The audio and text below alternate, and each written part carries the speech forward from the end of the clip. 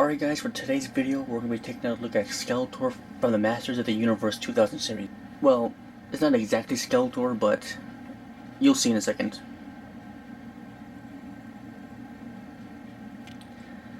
So if you watch the series, you would know who this is by now.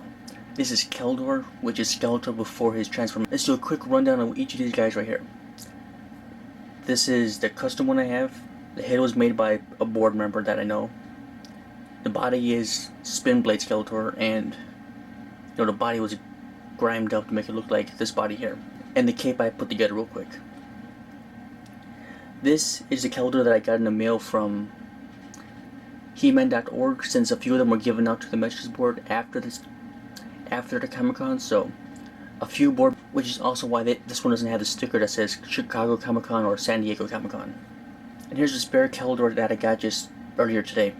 I had wanted to do this video for a while, but I don't want to open this guy up. I want to keep him in a package for as long as I can. I was able to find him on eBay so now I can do the video. So as of right now, let's go ahead and take a quick look at his details, sculpt, and paint, and clothing.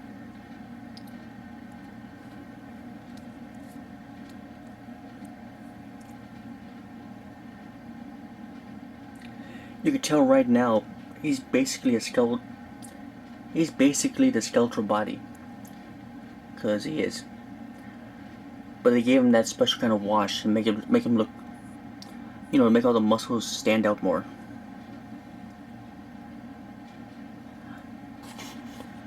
You can see you can like that better. There's the face. There you go with the face.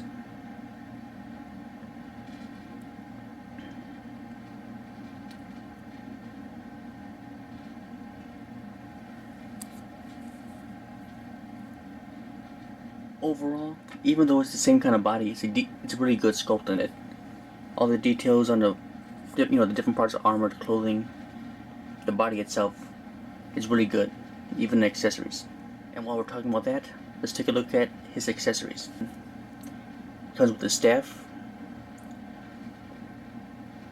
which, if I'm not mistaken, is also dirtied up looking. Comes with his swords, which have that dirty look to them.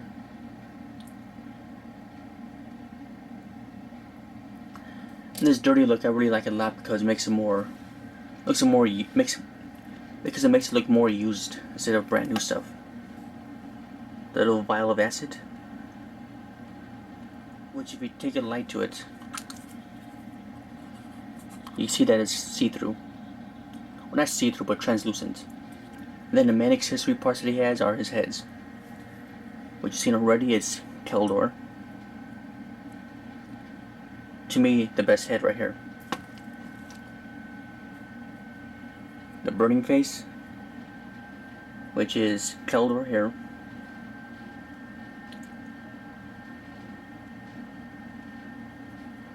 And then the acid burn, which looks really good as well, paint-wise and sculpt. You see all the little teeth on the inside. And again, if you hold the light to it, you can see that it's translucent as well.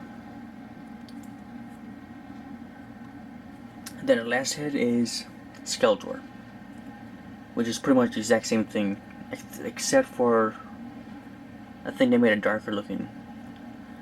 They did the same treatment with the head that they did for the body. To get his head off, all you have to do is just grab the body, grab the head, then pull. It just has a little peg, and you pop it back in. It's real easy to swap. It's real easy to swap the heads on it. Articulation points.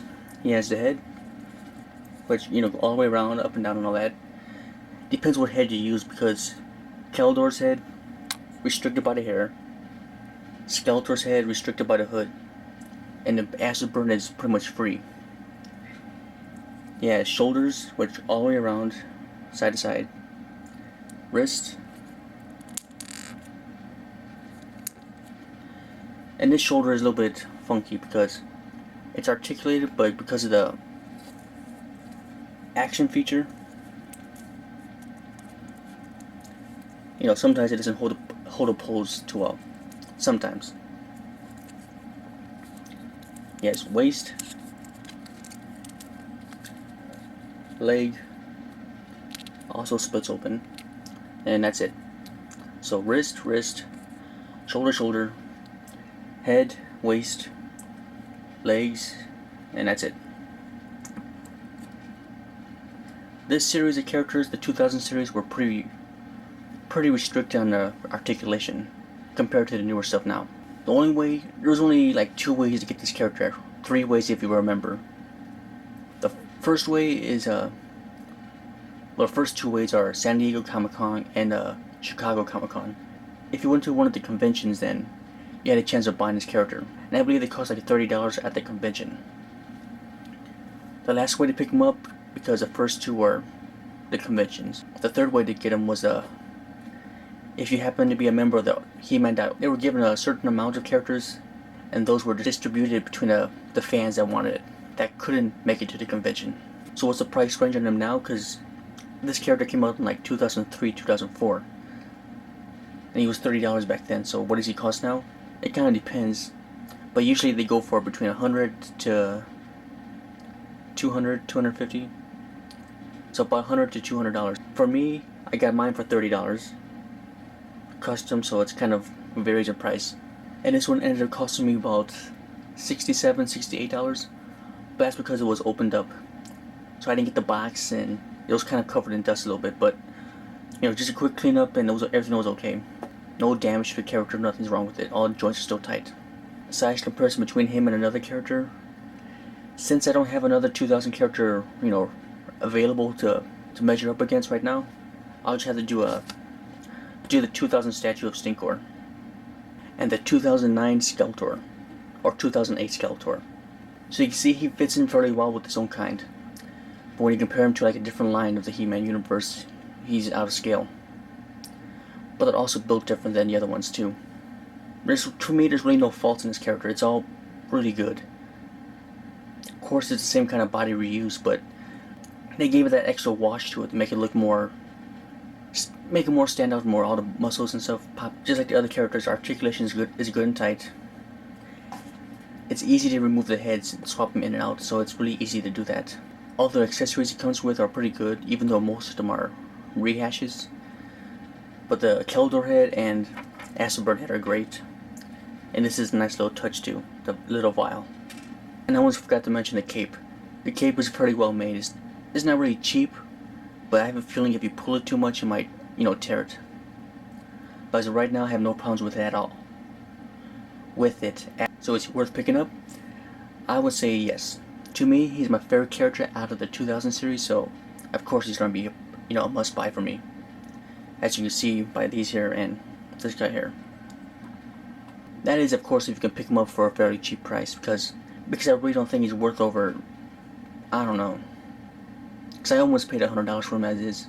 Definitely not worth $200 though. Not for a 7-inch toy. Even though maybe with green Grayskull. But yeah, he's a great character. If you watch this series, you know why it is. You know why he is how he is. You know what? I almost forgot to show you guys the box. Masters of the Universe.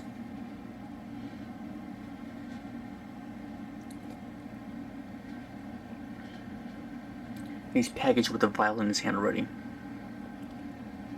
Keldor, the birth of Keldor.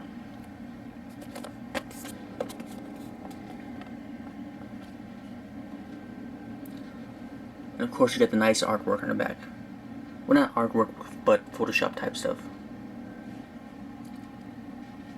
Interchangeable heads. Let you go from Keldor to Keldor, as told in the premiere episode of the Masters of the Universe television show.